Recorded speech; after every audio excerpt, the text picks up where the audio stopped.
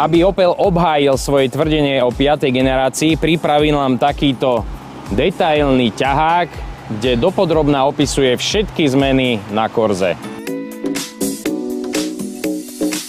Použitá platforma vychádza ešte zo spolupráce koncernov GM a Fiat, čiže na rovnakej platforme ešte dodnes jazdí Fiat Punto, ale v prípade Corsy už iba formálne, pretože máme tu úplne novú zadnú nápravu a kompletne prepracované bolo riadenie, tlmiče, pružiny a dokonca geometria prednej nápravy.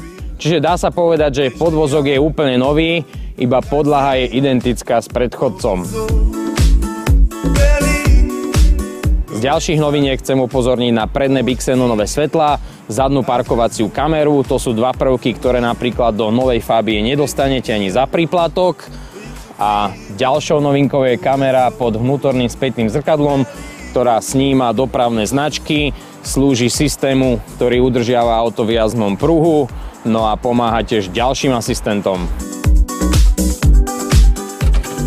Pri premiére v Paríži Opel ešte tajil skladbu motorov, ktoré použije pre Corsu. Dnes už ich poznáme, základ bude tvoriť osvedčená atmosférická 1.2, 1.4, sú to známe motory o niečo vylepšené. Potom pribude 1.4 turbo s výkonom 74 kW 100 konských síl. No ale tou absolútnou pýchou a najväčšou novinkou sú nové preplňované trojválce s výkonom 66 kW 90 konských síl a v našom prípade tá najvýkonnejšia verzia 85 kW 115 konských síl. Oba trojvalčeky majú rovnaký krútiaci moment 170 Nm, dostupný už od 1800 otáčok. Do novej Corsy som sadol len niekoľko dní potom, ako som si vyskúšal Fabiu 3. generácie, ktorú som skritizoval za vnútorné materiály, teda plasty. V Corse si pripadám ako v úplne inom svete, vo svete, v ktorom sa ešte nešetrí. Takto si predstavujem tvrdé plasty, ktoré nevyzerajú ako tvrdé. Okrem toho celý interiér, celý kokpit je kompletne nový a vyzerá podľa mňa hodnotnejšie ako vo Fabii. Počnúť s volantom, ktorý má úplne nový tvar, nie je to prevzatý tvar z iných modelov, potiahnutý veľmi príjemnou mäkkou kožou. Tento stredový panel pochádza z modelu Adam, podobne ako vo Fabii tu máme systém MirrorLink. Ináč neviem, prečo výrobcovia vlastne do tohto investujú, zvlášť keď tento displej aj vo Fabii, aj tu má pomalšie reakcie ako klasický iPhone, klasický dotykový telefón. Okrem použitých materiálov sa mi v kokpite novej Corsy páčia hlavne dve veci. V prvom rade prístrojový panel s novým bielým podsvietením, krásne graficky znázornený, prehľadný, čitateľný palec hore. A druhá vec, nové sedadlá, ktoré sú už na prvý pocit lepšie tvarované a tiež nová poloha sedenia za volantom. Prvý veľký rozdiel v porovnaní s predchodcom cítiť v riadení, ktoré je strmšie, posilňovač nie je taký účinný a z riadenia ide viac spätnej väzby. Celkovo vyladenie podvozka hodnotím veľmi pozitívne. Naozaj po jazdnej stránke nová Corsa jazdí citeľne inak. Na výber budú dva podvozky, komfortný a športový.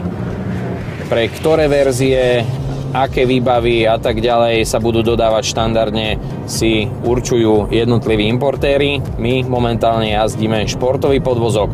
Oba podvozky sa od seba odlišujú naladením tlmičov, pružín a posilňovača riadenia. Musím povedať, že po jazdnej stránke je nová Corsa naozaj dospelejšia. Napriek tomu, že tu mám športový podvozok, nie je extrémne tuhý, ani so 17-palcovými kolesami rozmeru pneumatik 215/45 neprichádza o potrebnú dávku komfortu. Zároveň je ale celkom zábavný. Keď som už spomínal tú Fabiu, v porovnaní s ňou zaostáva v jednej veci. Je to priečná stabilita, konkrétne prechádzanie ostrejších zákrut svižnejším tempom. Tam cítiť, že vo vedení stopy je Fabia precíznejšia, lepšia. Tu sa vodič musí vyslovene držať volantu, trochu sa fixovať buď lakťom do dverí alebo nohou. Celkovo ale jazdné vlastnosti novej Corsy hodnotím pozitívne a hlavne z pohľadu lepšieho pocitu spoza volantu. Tiež dávam palec hore tým zmenám, ktorými nová Corsa prešla. S preplňovaným litrovým trojvalcom, ktorý máme v testovanom aute, som sa prvýkrát stretol v malom Opeli Adam Rox.